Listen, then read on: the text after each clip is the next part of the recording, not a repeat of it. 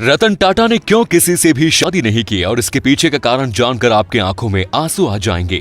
Big Boss को host करने के लिए जो रकम सलमान को दी जाती है उसे सुन के आपके होश उड़ जाएंगे। यह है इंडिया का सबसे खतरनाक हैकर जिसके नाम से आज भी इंडियन रेलवे की रूह कांप जाती है। नंबर 6, मिलिए भारत के सबसे खतरनाक हैकर हामिद अशरफ से, जिससे पूरा इंडियन रेलवे कांपता है, क्योंकि इस शातिर हैकर ने रेलवे ई टिकट के रिजर्वेशन के लिए खुद का रेड मिर्ची और ब्लैक टीयर्स नाम का सॉफ्टवेयर तैयार किया, जिससे वो रेलवे की साइट हैक करके टिकट को बुक करता था और उसे ब्लैक में बेच देता था, जिससे वो हर महीने 10 से 15 करोड़ रुपए कमा लेता था। मास्टरमाइंड हामिद ने इस सॉफ्टवेयर के जरिए पूरे देश में 1500 एजेंट भी तैयार कर लिए थे, लेकिन अब सीबीआई और पुलिस ने इसे गिरफ्तार कर लिया। इसके पास से करोड़ों की जमीन के कागज, एसबीआई के 2400 एटीएम जिसमें 50 करोड़ से ज्यादा रुपए जमा है, 80 सिम कार्ड और दुबई का वीजा भी मिला था। हामिद के पाकिस्तान, बांग्लादेश, नेपाल जैसे देशों से सीधे संपर्क थे। नंबर 5, रतन टाटा एक ऐसा नाम जिसके बारे में कुछ बताने की जरूरत नहीं, लेकिन इतने सक्सेसफुल होने के बाद भी इन्होंने शादी क्यों नहीं की।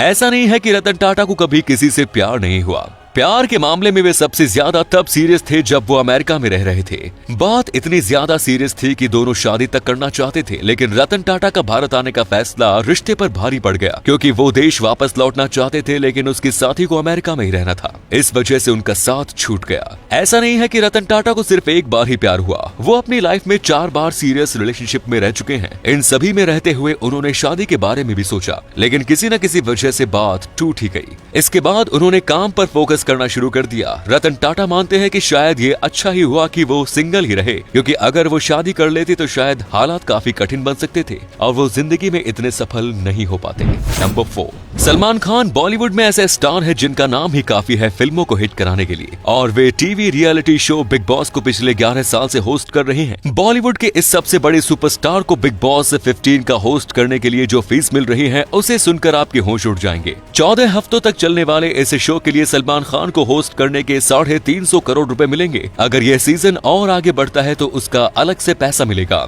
सलमान खान को हर एपिसोड की शूटिंग के लिए 20 करोड़ रुपए मिलते हैं और टीवी पर सबसे ज्यादा पैसे कमाने वाले बॉलीवुड सेलिब्रिटी भी है। नंबर 3, कानपुर में एक चोरी हुआ अंडरवियर एक शख्स की हत्या की वजह बन गया, जहां एक व्यक्ति ने अपने दोस्त की सिर्फ इसलिए हत्या कर दी क्योंकि उसने उसका अंडरवियर चुरा कर पहन लिया था। विवेक और अजय एक ही कमरे में रहते थे। जब अजय ने विवेक को अपना अंडरवियर पहने देखा तो वो भड़क उठा, जिसके बाद दोनों की बहस होने लगी और थोड़ी देर बाद अजय ने सब्जी काटने वाला चाकू उठाया और विवेक को मारकर वहां से भाग गया। जब पुलिस ने पूछताछ की तो असलियत जानकर पुलिस भी हैरान रह गई। कोई एक अंडरवियर के लिए किसी को जान से कैसे मार सकता है।